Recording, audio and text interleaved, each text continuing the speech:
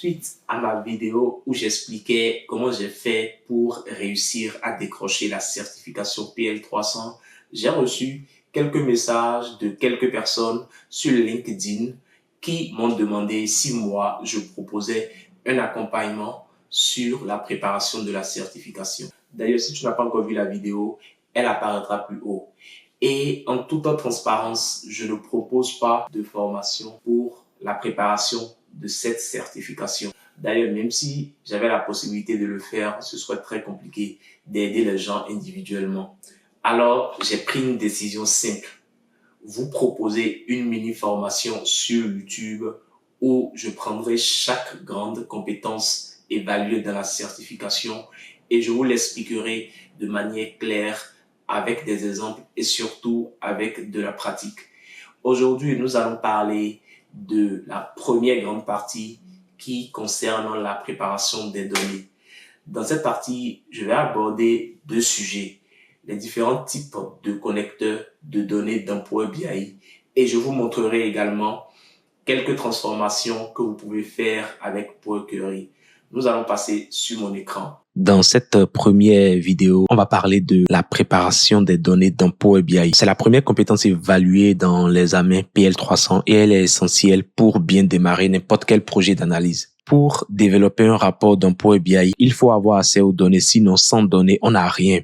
Il existe plusieurs connecteurs qui vous permettent d'accéder à la source de vos données. Ce que j'appelle ici connecteur, c'est tout simplement une passerelle qui permet à Power BI de se connecter à différentes sources de données. Pour accéder à ces connecteurs, la première chose qu'il faut faire, c'est de s'assurer d'être dans l'onglet Accueil et vous verrez deux fonctionnalités qui vont vous permettre d'y accéder. La première, c'est l'option Obtenir les données et la deuxième, c'est l'option Transformer les données. Quand je prends la première, pour voir les différents connecteurs, il faut cliquer sur cette option. Et donc là, il vous propose la liste de tous les connecteurs qui existent dans Power BI. Et ça, c'est l'une des fonctionnalités les plus puissantes de l'outil. Il est capable de se connecter à plus d'une centaine de sources de données. Par exemple, ici, vous pouvez... déjà, moi, je ne vais pas parcourir tous les connecteurs. Je vais en choisir un ou deux dedans et vous montrer comment vous connecter. Si je choisis par exemple base de données MySQL et je fais se connecter, vous verrez qu'il va me montrer une fenêtre et me demander les informations de ma base de données. Donc ici, moi, je vais saisir les informations de ma base de données. J'ai une base de données que j'ai hébergée sur mon ordinateur en local. Donc, je vais mettre localhost. Et le nom de ma base de données, c'est star/8. En saisissant ces informations, faites vraiment attention parce que s'il y a une erreur, ça ne passera pas. Et donc, je vais faire OK. Et là, il va m'ouvrir une fenêtre où je retrouve la liste des tables qui existent dans ma base de données. Et pour visualiser ces tables, il suffit de cliquer, de cocher le petit carré qui est à côté du nom de la table. Et donc là, il nous montre la table client de ma base de données Star Schema Power BI. Et là, je peux cocher toutes les tables pour pouvoir les importer. Une fois que vous avez coché toutes les tables, cliquez toujours sur le bouton transformer les données parce que il va vous rediriger directement dans Power Query. Il faut nécessairement transformer les données avant de les modéliser et ensuite construire les rapports. Si vous faites charger, il va charger vos tables, mais il vous affichera l'interface qui est derrière. Et vous allez devoir encore cliquer sur l'option transformer les données avant d'aller sur Power Query. Alors que quand vous faites directement transformer les données, il vous redirige directement dans Power Query. Et donc, comme vous pouvez le voir ici, j'ai la liste des tables que je viens d'importer. Donc, ce sont ces 6 tables. Et donc, ça, c'est la première façon d'utiliser les connecteurs pour aller chercher de la donnée. Je vais vous montrer une autre façon de faire. Et c'est d'ailleurs cette manière-là que moi j'utilise d'habitude. Alors donc là, ce que je vais commencer par faire, c'est, je vais retirer toutes les tables que j'ai créées là. Je vais les supprimer parce que je ne veux pas les utiliser. Je les ai importées juste pour vous montrer comment importer les données de Power Query, depuis une base de données de type MySQL dans Power BI. Donc là, je vais tout supprimer. OK, donc je vais diminuer cette fenêtre. Alors, tout à l'heure, je vous disais que la deuxième fonctionnalité qui permet de se connecter à une source de données, c'est celle-ci. Donc, je vais cliquer dessus. Quand vous faites ça, il vous montre la fenêtre que vous avez vue tout à l'heure. Donc, c'est Power Query. Et pour pouvoir accéder à votre source de données, il suffit de cliquer sur la fonctionnalité nouvelle source et ensuite faire plus. Et vous verrez qu'il vous propose, comme tout à l'heure, la liste des connecteurs que nous avons vus. Cette fois-ci, je vais sélectionner le connecteur de type test/CSV et je vais faire se connecter. Là, il va me montrer la liste des fichiers CSV que je retrouve ici. Je les avais déjà importés dans Power BI, mais je tenais quand même à vous montrer comment utiliser le connecteur de type CSV dans Power BI. Donc, pour importer, par exemple, le fichier client CSV, si vous voulez, je peux l'importer encore. Il suffit de sélectionner le fichier et de faire ouvrir. Et ensuite, vous faites OK. Et il va importer le fichier. Bon, là, il met 2 parce que j'avais déjà importé le fichier dans Power Query. Donc, je vais supprimer ce que je viens d'importer là. Et pour pouvoir les importer, vous n'êtes pas obligé de les importer un par un. Si tous les fichiers sont dans un même dossier, vous pouvez tous les importer dans Power Query. Alors, je viens de vous montrer comment utiliser les connecteurs dans Power BI pour aller chercher de la donnée dans votre source. Maintenant, dans la deuxième partie de la vidéo, nous allons parler de la transformation des données. Donc déjà, ce qu'il faut savoir, c'est que dans Power Query, les transformations que vous ferez dépendent du contexte métier et de ce que vous voulez analyser. Les transformations ne seront pas faites n'importe comment. Généralement, vous aurez un document de spécification technique qui va vous guider sur les transformations à faire. La spécification technique, c'est tout simplement un document de référence qui décrit de manière précise et détaillée la source de vos données que vous allez utiliser, les transformations que vous allez appliquer, les colonnes attendues, les relations entre vos tables, parfois même les règles de gestion ou bien les calculs DAS attendus. Dans mon cas ici, je n'ai pas préparé un document de spécification technique, mais si vous voulez, la prochaine fois, je vous montrerai un peu à quoi ça ressemble, ou lorsque je vais commencer à réaliser des projets sur ma chaîne, je vous montrerai à quoi ça ressemble. Donc, la première chose que nous allons faire ici, c'est choisir une table et nettoyer les données de cette table. Je vais commencer par la table client. Au cours d'un projet, quand je suis dans Power Query et je choisis une table, l'une des premières choses que je fais, c'est de scanner l'état de santé des données de ma table. Et pour pouvoir le faire, il faut accéder à l'onglet affichage et utiliser les options qualité de la colonne, profil de la colonne et distribution des colonnes. Donc, je vais commencer par la qualité de la colonne. C'est une option qui vous indique l'état de vos données dans vos colonnes. Elle vous permet de savoir si 100% de vos données sont valides ou bien si elles contiennent des erreurs ou s'il y a des cellules vides. Ici, par exemple, on voit que il y a des erreurs dans la colonne ID client, ce qui n'est pas normal. Et on voit également que, bon là, il ne m'indique pas du vide, donc je suppose qu'il n'y a pas de vide. Mais je pense que quand je corrigerai les erreurs, il va m'indiquer si l'état de santé de mes données sont 100% valides ou bien s'il y a des vides. D'ailleurs, ici, par exemple, quand je prends la colonne prénom client, vous verrez qu'il indique que 88% des éléments de la colonne sont validés et 12% sont vides. Si, par exemple, il y a une cellule vide, et je pense ici aussi, il y en a, je pense qu'il doit certainement en avoir en bas aussi. C'est pour cela qu'il indique ici que 12% sont valides. Nous allons commencer par la colonne ID client. Pour accéder à l'erreur qu'il y a dans cette colonne et la corriger, vous verrez ici qu'il y a une jauge en dessous de l'entête de la colonne. Quand la jauge est totalement verte, par exemple comme dans la colonne ville, ça veut dire que vos données sont correctes. Ici, vous voyez que la jauge est totalement verte et il m'indique ici que 100% de mes données sont valides. Il y a 0% de vide et 0% d'erreur. Alors qu'ici, la jauge n'est pas totalement verte. Il y a une partie qui est rouge. Cette partie qui est rouge vous indique les erreurs qu'il y a dans votre colonne. Et pour accéder aux erreurs et les corriger, il faut se positionner sur la jauge et ensuite cliquer sur les 3 boutons ici et faire conserver les erreurs. Donc là, il m'indique les erreurs. Et pour voir la première erreur, il faut cliquer sur la cellule.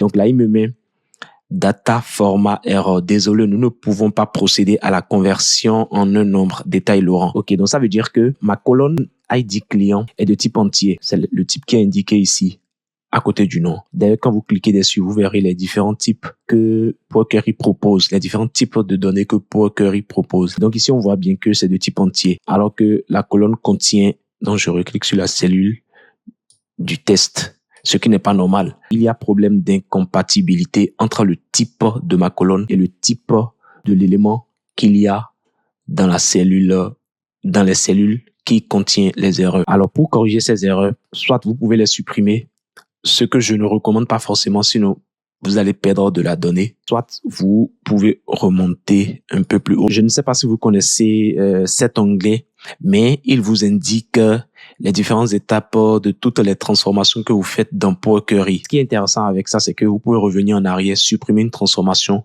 ou bien modifier une transformation. Vous avez même la possibilité de commenter toutes les transformations que vous faites. Je vous montrerai comment commenter tout à l'heure pour pouvoir corriger l'erreur.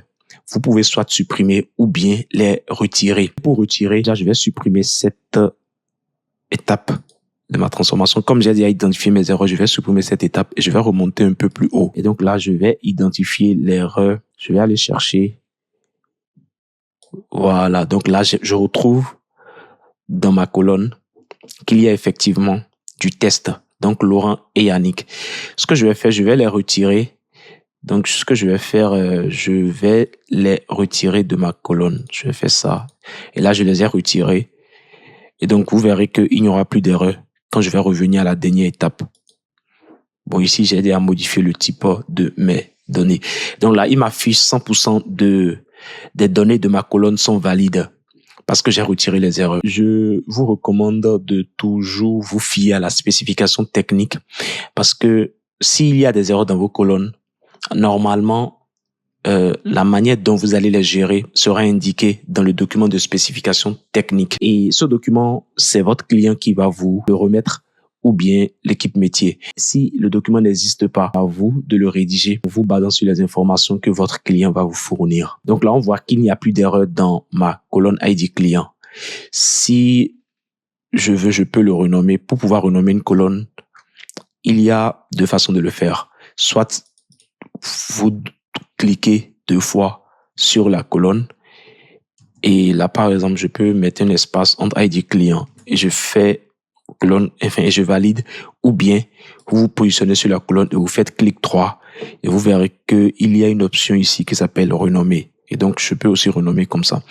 Maintenant, je vais prendre la seconde colonne. Je vérifie le type, c'est bien de type test. Et je vois ici qu'il y a des cellules vides. Pour gérer ces cellules, une fois de plus, il faut vous fier au document de la spécification technique. Si vous voulez, vous pouvez modifier les cellules vides en remplaçant ces cellules par un test. Si je veux, par exemple, je peux remplacer les cellules vides par non renseignées. Et pour le faire, il faut utiliser l'option remplacer les valeurs. Et donc, je laisse ça vide. Comme ce sont les cellules vides, je veux remplacer, je mets non renseigné. Et je fais OK. Et donc là, il m'affiche des éléments dans les cellules vides. Et il me met non renseigné comme je lui ai indiqué. Là, je vais retirer cette partie. Je ne vais pas mettre d'informations dans les cellules vides. C'était juste pour vous montrer comment remplacer des éléments dans vos colonnes. Si je vois que j'ai prénom client, nom client, si vous voulez, vous pouvez les fusionner.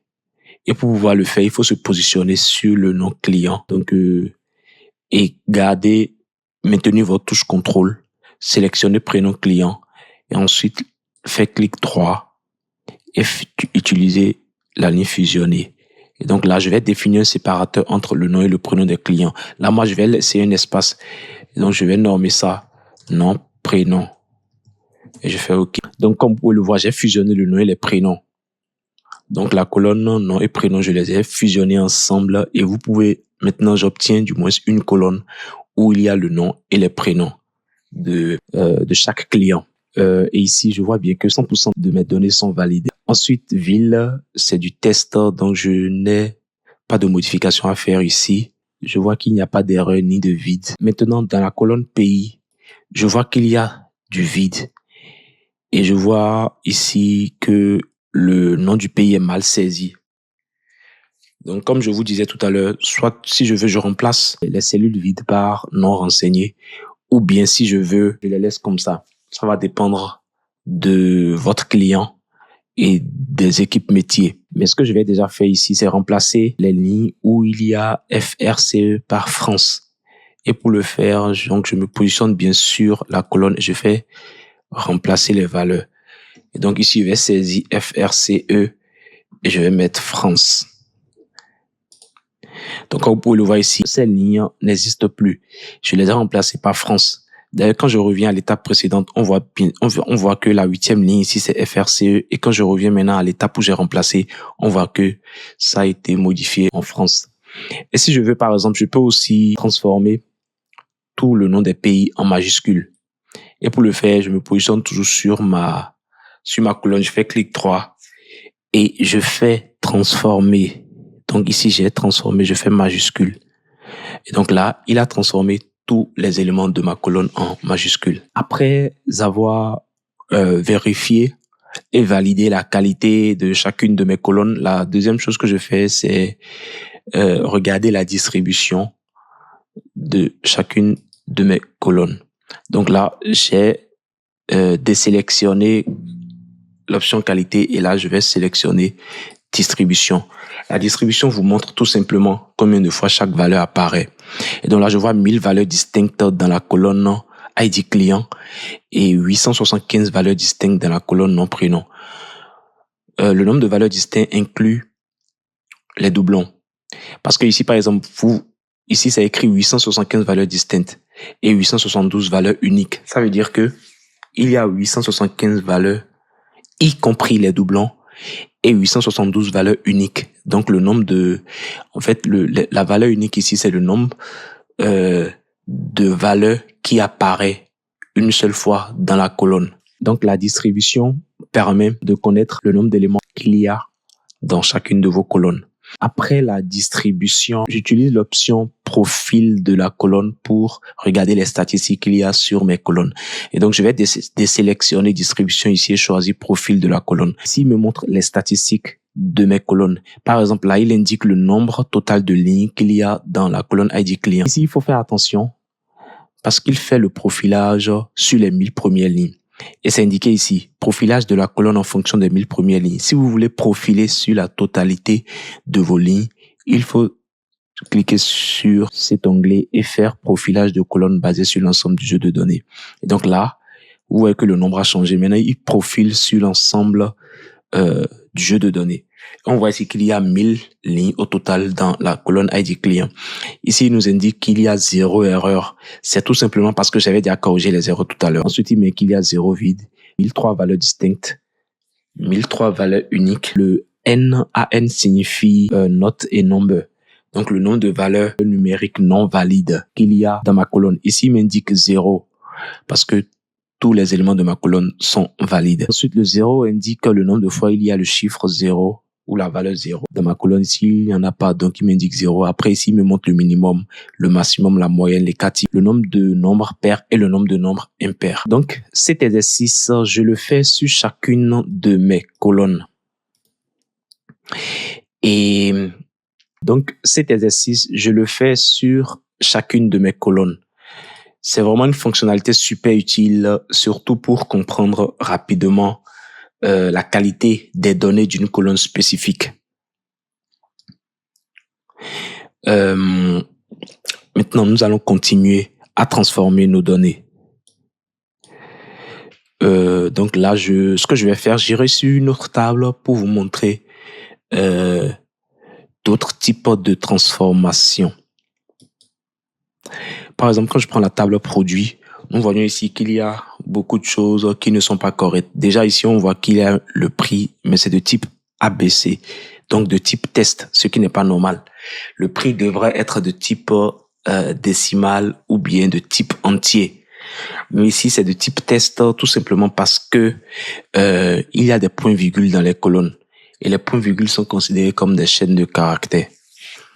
Vous verrez que si je sélectionne l'option qualité de la donnée, il m'affiche ici qu'il n'y a pas d'erreur. Tout simplement parce que les points-virgules sont considérés comme des chaînes de caractères. Donc pour lui, c'est du test qu'il y a dans la colonne. Mais dès que je vais modifier le type de la colonne et mettre le bon type, donc je mets par exemple entier, vous voyez, il remonte des erreurs.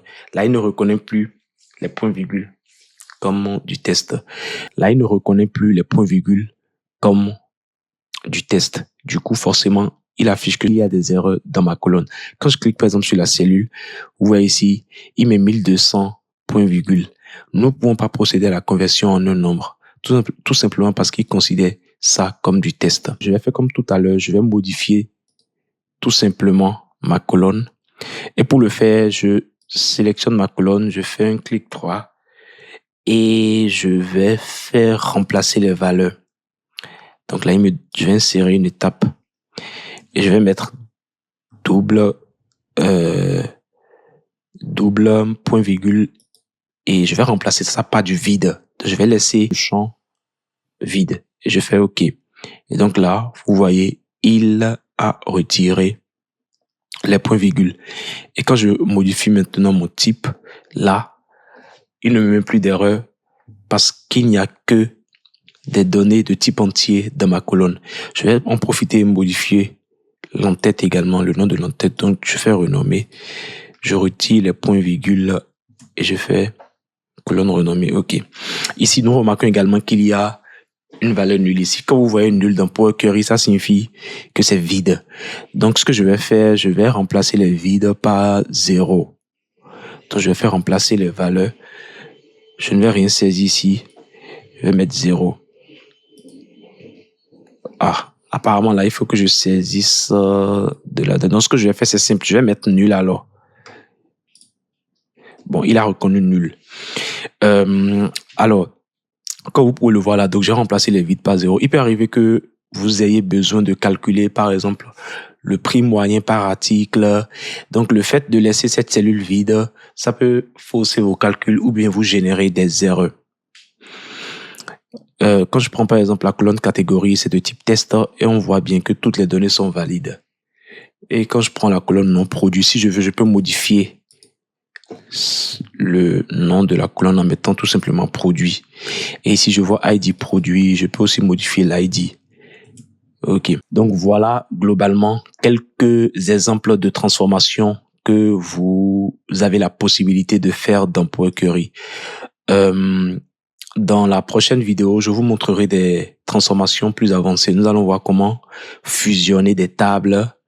D'ailleurs, je vais vous montrer une dernière fonctionnalité. Si vous êtes en train de transformer vos données et vous savez que vous n'avez pas forcément besoin de toutes les colonnes d'une table, vous pouvez, si vous voulez, retirer des colonnes en utilisant l'option choisir les colonnes.